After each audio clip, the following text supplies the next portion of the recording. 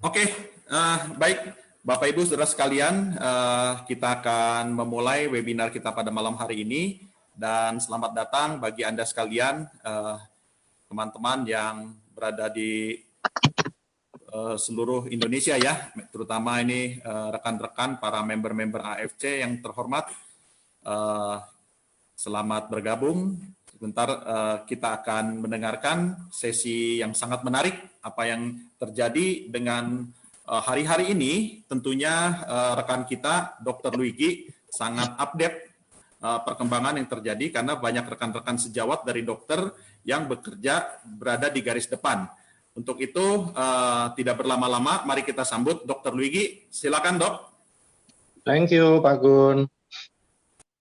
Sebenarnya malam ini yang paling menarik buat aku justru Dr. Armin, karena Dr. Armin bakal bawain tentang hubungan bagaimana menjaga transmisi, menjaga penularan dan sebagainya COVID di dunia penerbangan ya. Nah ini ada salah satu rekan di UI yang memberikan dari sisi gizi, jadi mungkin ini bisa manfaat sedikit buat teman-teman selain hal-hal yang umum yang akan disampaikan oleh aku berhubungan sama COVID. Oke teman-teman, jadi pertama-tama yang kita harus tahu bahwa yang disebut COVID atau coronavirus ini adalah suatu virus. Jadi virus itu sampai hari ini belum ada obatnya. Jadi nggak ada obat virus, itu nggak ada. Yang ada adalah yang disebut suatu kondisi self-limiting disease, di mana virus itu bisa sembuh sendiri, kecuali ada satu virus yang nggak bisa sembuh, yaitu HIV atau Human Immune Defense Virus. Jadi HIV sampai hari ini belum ada obatnya. Nah, coronavirus ini sebenarnya dari semua teman-teman senior di Kemenkes maupun di badan-badan kesehatan lain di Indonesia bilang sama aku bahwa yang namanya coronavirus ini sebenarnya tingkat kematiannya sangat rendah. Ya, hanya sekitar 2-3% dari orang yang kena. Dan 2 dari 3% itu adalah orang-orang yang punya hal-hal yang mendukung bahaya dari coronavirus, yaitu dia sudah tua, atau misalnya usianya sudah di atas 55, lalu dia daya tahan tubuhnya buruk sekali, entah dia lagi infeksi TBC berat, entah dia lagi kena HIV, entah dia misalnya ada penyakit penyerta lain seperti diabetes mellitus, hipertensi, atau lagi cuci darah dan sebagainya. Jadi yang meninggal itu kebanyakan seperti itu, termasuk beberapa sejawat aku, dia meninggal karena memang dia juga ada penyakit penyerta dan kurang waspada ya. Jadi di sini yang kita harus syukuri mungkin ya, bahwa ternyata coronavirus ini tingkat kematiannya sangat rendah. Tapi kenapa banyak sekali yang meninggal? Karena penularannya sangat cepat dan gampang. Jadi teman-teman senior bilang sama aku bahwa coronavirus ini adalah salah satu virus yang sangat cerdik. Ya. Dia bisa menularkan di saat orang berpikir bahwa dia nggak ada di dalam tubuhnya. Jadi sebenarnya yang bahaya tuh teman-teman adalah faktor transmisi atau penularan atau penyebarannya. Itu yang paling berbahaya. Sekarang yang lagi ditakuti sama orang itu sebenarnya bukan coronavirusnya, tapi penyebarannya. Kenapa? Karena transmisinya ini benar-benar dilakukan secara tidak sadar oleh semua orang, mungkin termasuk diri kita sendiri. Kenapa? Karena seperti aku bilang tadi, usia yang tua itu kalau kena bahaya sekali dan gejalanya berat sekali. Sehingga begitu mereka kena, mau nggak mau, mereka akan berobat. Ya. Mereka akan datang ke rumah sakit, bahkan ada panik, telepon ke dokter, pengen ketemu, dan sebagainya, karena dia merasa bahwa dirinya nggak sehat. Nah, 80-85% menurut data yang aku dapat dari senior-senior, itu justru orangnya tidak bergejala. Ya. Makanya kita sangat-sangat diingatkan, sampai terakhir WHO pun keluarkan perintah untuk pakai masker, justru bukan karena masker itu bisa menghindari kita dari coronavirus, bukan ya, tetapi masker itu akan menghindari transmisinya. Ya, jadi sekarang ini yang lagi mau putuskan itu adalah transmisi. Ketika si coronavirus ini tidak bisa menyebar ke tempat orang lain atau ke makhluk hidup yang lain, maka dia akan mati ya. Mungkin kalau di udara dia mati 8 jam, di tertentu bisa 2 kali 24 jam dan sebagainya, kalau lembab mungkin lebih lama. Tapi kalau misalnya semua orang pakai masker, ini teori ya, semua orang pakai masker, nggak ada satupun yang tidak pakai masker di dunia ini, oke? selama 6 minggu berturut-turut, maka si coronavirus ini akan musnah dari dunia. Nah, masalahnya ini yang paling besar, bahwa orang-orang nggak mau pakai masker. Bahkan yang sudah kena pun kadang-kadang nggak mau pakai masker. Yang lebih berbahaya adalah 80% orang yang sudah positif corona, sudah tertular corona, karena dia tahu bahwa di dalam dirinya ada coronavirus. Itu yang sekarang lagi dibahas baik di pusat maupun di seluruh dunia. Justru tingkat yang paling mengkhawatirkan adalah transmisi, bahwa orang akan dengan tidak sadar keliling, ngunjungin temennya, ngunjungin keluarganya, pergi ke tempat umum, dia bawa corona, dia nggak pakai masker, dia bersin, meludah, atau mungkin dia ngiler atau apa, sehingga ini menjadi faktor yang berbahaya ya. Makanya selain hal-hal yang disebutkan tadi bahwa kita harus pakai masker, kita disuruh distancing. Distancing itu maksudnya jaga jarak. Kenapa? Karena kalau orang bersin atau dia muntah atau dia meludah atau dia sengaja meludah, kita bisa terhindar ya dari sekret atau dari ludah yang dikeluarkan. Ya, itu tujuannya distancing. Nah, perkiraannya kalau orang bersin itu yang bisa langsung kena sekitar 1-2 meter. Maka itu kita harus distancing ya. Jadi cara melakukan pemutusan transmisi ini adalah stay home, pakai masker. Stay home, pakai masker. Kenapa? Karena ketika sudah putus ini transmisi, ya, maka semuanya akan selesai. Ya. Tapi ketika dia bisa lompat lagi ke orang lain, masuk lagi, kayak multi level aja ya, Pak Gunarto aja bisa rekrut ribuan orang. Sama dengan kejadian ini. Nah, makanya itulah bahaya corona. Saat ini yang lagi dibahas benar-benar bagaimana memutus transmisi. Nah, sayangnya di negara kita sangat mengkhawatirkan, bahkan di Palembang sendiri, di kotaku, aku keliling semua orang merasa bahwa nggak ada apa-apa. Mereka kumpul, pertama aja agak sepi, sekarang udah mulai rame, restoran, terus di pinggir jalan main gaplek, ya. Kami, dokter-dokter, aku yakin juga seperti Dokter Armin, tahu ini bahaya sekali, ya, karena orang-orang inilah sebenarnya yang menyebarkan corona secara tidak sadar. Itu ya. Jadi kunci dari corona sekarang yang lagi dibahas di pusat adalah memutus transmisi. Salah satunya adalah pakai masker. Oke. Stay at home. Stay at home pun untuk orang yang di-isolated atau yang jadi orang yang merasa dirinya mungkin aja menjadi seseorang yang bawa corona. Jadi sekarang ini memang orang bilang jangan terlalu parno. Kalau aku bilang justru kita harus parno.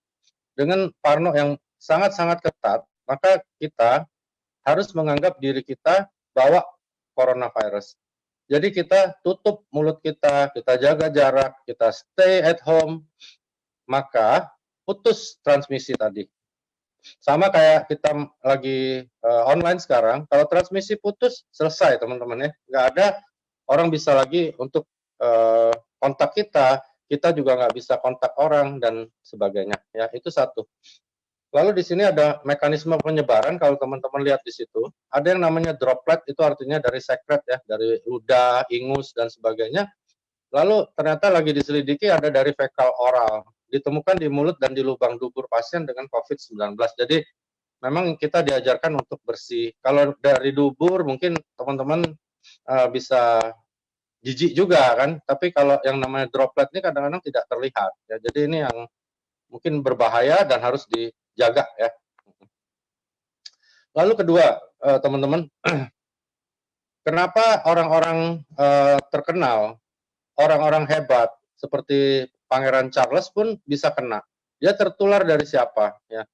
Jadi penyakit ini tidak membedakan orang itu orang kaya, miskin, terkenal atau bagaimana. Dia hanya membedakan siapa orang yang tidak terkena droplets dan tidak. Itu ya. Jadi Pangeran Charles tertular dari siapa? Tertular dari orang yang pasti membawa coronavirus di sekitar dia dan tidak pakai masker. Oke, itu kunci. Jadi kalau dia memang kena seperti itu, terus juga wali kota Bogor, terus direktur rumah sakit kami di Prabu Mulis ini meninggal juga. Adik kelasku ya, adik kelasku ini satu itu yang di direktur rumah sakit Restu Jakarta itu berkunjung di pasien di rumah sakit dia yang meninggal karena COVID. Cuman sayangnya karena dia pikir mungkin ya almarhum pikir cuman beberapa menit it's okay lah, nggak enak nih ada pasien meninggal, dia mampir ke ruangan itu, besoknya dia meninggal juga.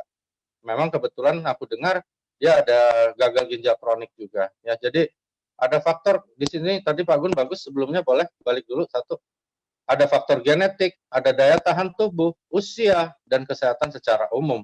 Kemungkinan almarhum adik kelasku ini keempat-empatnya buruk, sangat mendukung keganasan dari COVID. Jadi COVID bisa jadi ganas pada kondisi tertentu, teman-teman. Dan bersyukurnya bahwa menurut data yang aku dapat dari senior-senior yang menggeluti dunia ini, yang lagi berperang di depan, sampai hari ini hampir tidak ditemukan kasus pada anak-anak. Itu yang mungkin kita syukuri juga. COVID ini kurang suka sama anak-anak, ya. Itu yang mungkin patut kita syukuri, ya. Lalu inkubasi. Inkubasi dari COVID itu bisa 1 sampai 14 hari, bahkan ada yang lebih sampai 20 hari. Nah, kalau teman-teman tahu inkubasinya selama itu. Inkubasi adalah masa di mana kita tertular sampai muncul gejala, ya, itu namanya inkubasi. Tuh teman-teman bayangin, kalau misalnya inkubasinya kita anggap aja 2 minggu atau 20 hari, maka selama 20 hari, orang-orang yang sudah terpapar corona menjadi sumber penularan untuk orang lain, dan dia sendiri nggak tahu, ya. Karena teman-teman yang masih muda, terus anak-anak muda, mereka bisa tidak ada gejala sama sekali sampai virusnya mati, ya. Jadi itu justru yang paling berbahaya. Jadi virus ini cerdik benar gitu. Makanya teman-teman, tolong stay at home. Kalau terpaksa kerja, distancing, ya, jarak jauh, dan mulai sekarang pakai masker juga yang bagus. Aku lihat ada yang pakai masker yang enggak, pakai yang model kayak Doraemon dan sebagainya. Memang untuk gaya sih bagus, ya, tapi teman-teman harus tahu masker ada ukuran-ukuran. Nanti kalau ada yang perlu, aku ada juga datanya dari Kemenkes. Jadi ada ukuran yang bisa nutupin partikel sebesar ini, partikel sebesar itu. Ada beberapa masker yang dianjurkan, ada yang tidak juga, ya, seperti itu. Lalu kebersihan tubuh kenapa diperlukan? Karena dia bisa nempel juga di tubuh di saat kita terpapar orang-orang yang lagi menderita COVID. Makanya harus sering mandi. Dan teman-teman, dari beberapa senior aku tanya, lebih berguna sabun atau lebih berguna hand sanitizer, untuk COVID, ya. Ternyata setelah dipraktekkan pun di rumah sakit, teman-teman yang lagi menghadapi secara langsung kasus COVID ini, ternyata sabun jauh lebih efektif karena sabun-sabun ini merontokkan protein yang merupakan dinding dasar dari virusnya.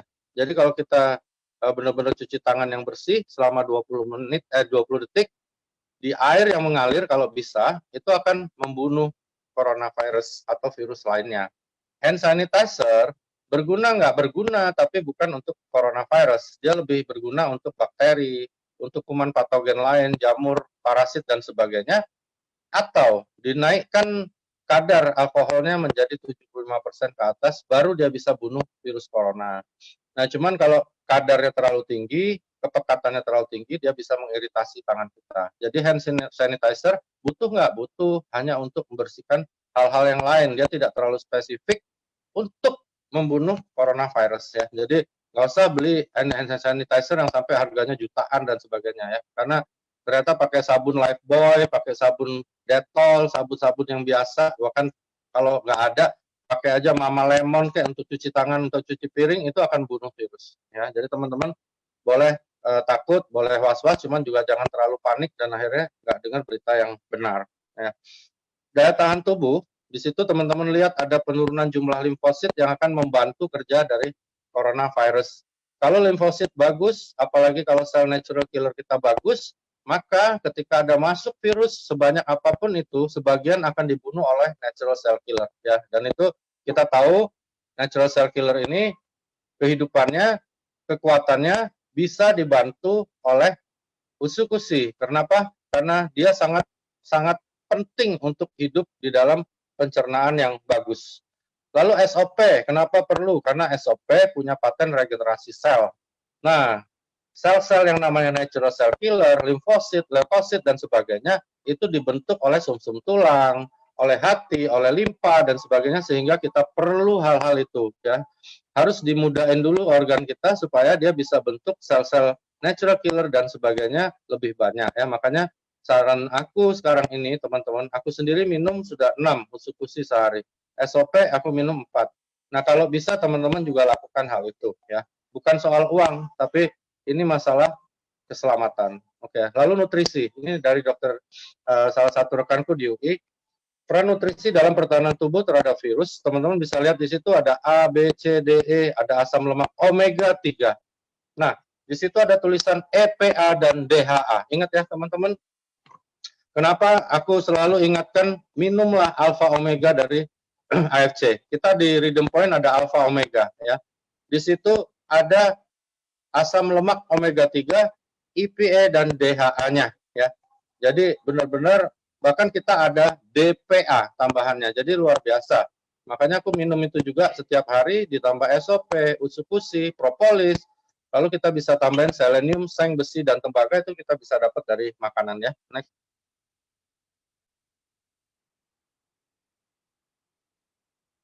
Nah, ini nanti bahan ini bisa minta ke Pak Gun ya, karena waktuku kan hanya 30 menit. Jadi kalau ada yang mau minta, ini resmi dari FKUI, dari salah satu rekanku di bagian gizi. Pak Gun, aku boleh minta mundur 4 slide ya. Ada yang gambar hijau, leukosit, terus limfosit ya, itu mungkin sedikit berguna. Nah, ini ya teman-teman, di situ bisa lihat yang perlu diketahui ketika seseorang merasa gejala nggak enak, sekarang tidak dianjurkan berobat ke dokter langsung ya. Jadi bisa lewat seperti sekarang Zoom, telepon, ada di 119, bisa telepon. Lalu ini adalah hal-hal yang diberikan ketika seseorang dirawat. Teman-teman perhatiin yang warna oranye aja. Interferon biasanya kita harus kasih di rumah sakit ya. Terus neutrofil dia tidak terlalu berfungsi untuk bunuh virus. Makrofag di badan kita juga nggak terlalu ini. Tetapi teman-teman lihat di situ ada natural cell killer. Dia sangat berguna dan itu sangat paten untuk bunuh virus ya. Jadi itu penting sekali ya. Dan itu yang sedang dibahas yang berhubungan sama kebersihan usus yang berhubungan dengan usukusi. Ya, oleh sebab itu aku benar-benar hajar habis-habisan karena aku harapkan angka dari natural cell killer aku dan aktivitasnya meningkat ya. Jadi teman-teman juga aku saranin minumlah usukusi, SOP, jangan lupa ya alfa omega 3 dari kita yang namanya alfa omega AFC itu juga bagus banget ya. Terus Pak Gun.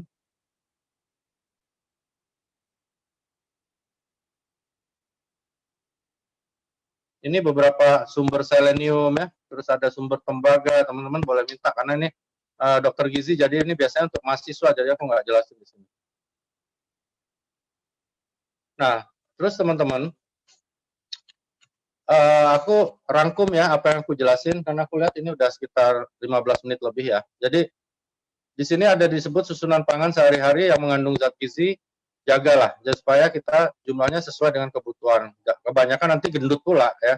Dengan memperhatikan prinsip keanekaragaman pangan, aktivitas fisik, perilaku hidup bersih, dan mempertahankan berat badan normal untuk mencegah masalah gizi yang lainnya. Jadi rangkuman yang aku sampaikan malam ini untuk hal-hal yang penting-penting tentang COVID adalah, pertama, COVID-19 ini adalah anak cucu dari MERS ya. Dulu ada MERS, ada flu burung dan sebagainya. Dia itu seperti dimodifikasi sekarang terbentuk yang sekarang. Dia tidak terlalu berbahaya tingkat kematiannya dibandingkan yang lain, tetapi penularannya mengerikan yang cepat banget. Nah, bahkan kita ini mungkin nggak tahu juga nih sebelum di rapid test ada coronavirus atau tidak. Ya, dia berbahaya sekali untuk orang-orang tua ya di atas 55 atau 60 tahun, apalagi orang-orang muda yang kena penyakit-penyakit degeneratif seperti diabetes, stroke, gagal ginjal, ya.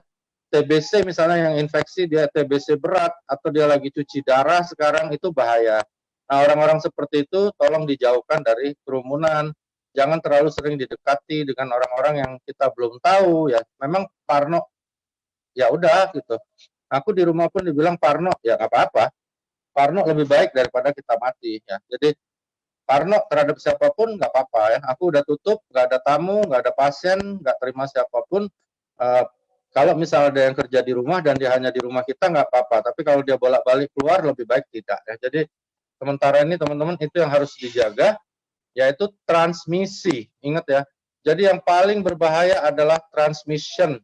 Bagaimana caranya si coronavirus ini tertular ke orang lain. Itu yang paling penting ya. Kalau ini bisa diputus, teman-teman, mudah-mudahan teman-teman yang muslim kita bisa menjalankan bulan Ramadan sebagaimana mestinya ya. Tapi kalau enggak, teman-teman, kalau tebakan aku dengan kondisi Indonesia yang terus begini nggak berubah, aku tebak bisa sampai bulan Juli baru selesai ya. Itu pun kalau orang tobat ya. Ini ke teman-teman bisa dengar sekarang lagi azan di beberapa musola, masjid dan sebagainya di sekitar rumahku, orang masih kumpul ya, masih kumpul rame. Mereka masih bilang mati itu di tangan Tuhan. Terus mereka masih bilang bahwa nggak mungkin kalau kita rajin berdoa kena virus corona. Aku nggak berani mengukur-ukur bagaimana Tuhan memperlakukan kita.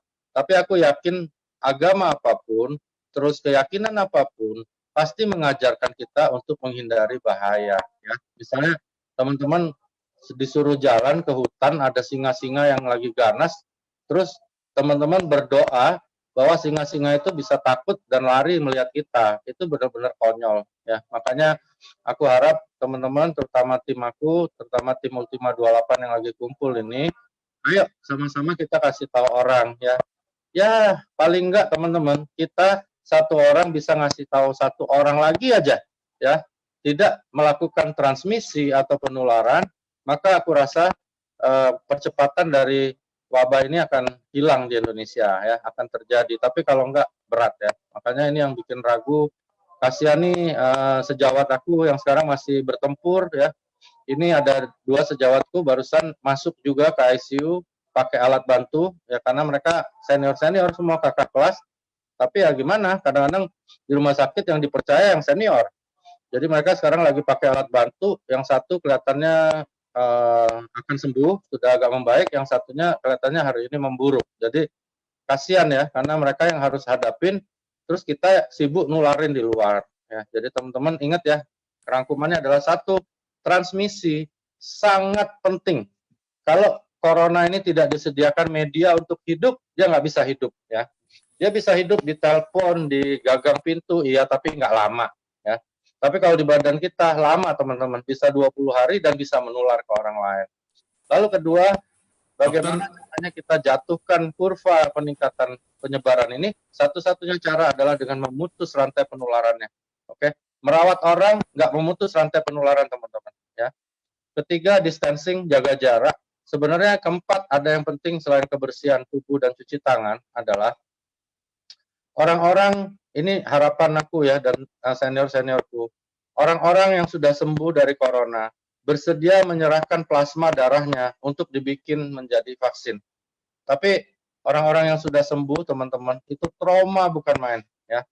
Jadi mereka langsung lebih mengurung diri lagi, mereka menghilang, begitu juga sejawat-sejawat aku yang sudah mulai agak sehat, mereka berhenti praktek, mereka nggak mau kontak lagi sama orang, dan mereka juga nggak bersedia menyerahkan plasma darahnya.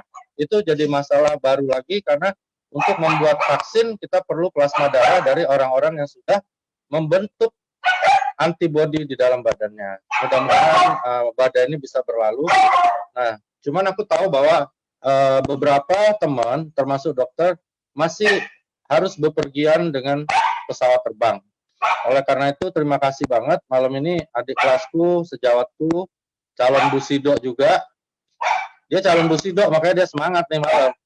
Dia pengen untuk hadir, berbagi tentang bagaimana kesehatan kita dijaga untuk hal-hal yang berhubungan dengan aviasi atau penerbangan. Ya, namanya Dr. Armin Trimulya. Sekarang samurai, udah mau shogun. Dia bilang, gue mau jadi ini kalahin Gunarto gue mau jadi Busido. Makanya dia malam ini dia hadir. Nah, aku pun nggak punya pengetahuan apapun tentang penerbangan dan COVID hubungannya, karena COVID, aku ingat-ingat COVID, jadi di dalam ruangan pesawat itu gimana ya caranya, terus dari mau terbang sampai kita mendarat atau di dalam pesawat, apa yang harus kita lakukan. Mungkin setelah ini Dr. Armin bisa memberikan informasi yang berguna untuk kita semua, termasuk aku sendiri. Oke, thank you Pak Gus, teman-teman. Mudah-mudahan bermanfaat ya. Dr. Luigi, terima kasih banyak untuk informasinya, sangat berharga, Dok. Dokter menyampaikan sangat jelas sekali dan sangat tajam gitu apa yang disampaikan oleh Dr. Luigi. Teman-teman, mohon maaf, ini ada gangguan. Sebetulnya akun saya sudah member dan akun ini berbayar, ya. Tetapi ini entah mengapa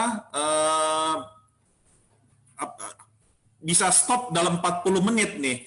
Nah, nanti kalau tiba-tiba terputus di tengah jalan, jadi tolong teman-teman nanti masuk lagi ya. Ini sebentar kita akan lanjut dengan sesi Dr. Admin. Gun, ini kelihatannya less than 1 minute. Lebih baik leave meeting dulu semua, lalu masuk lagi gitu aja. Oke, kalau gitu teman-teman kita leave dulu sebentar, restart, nanti kita masuk lagi. Mohon maaf sekali lagi, mohon maaf, ini akun saya sudah langganan, sudah berbayar, tapi entah mengapa ada gangguan, sehingga terputus dalam 40 menit. Oke, sampai jumpa ya, masuk lagi jangan lupa ya, sekarang saya restart. Oke, terima kasih.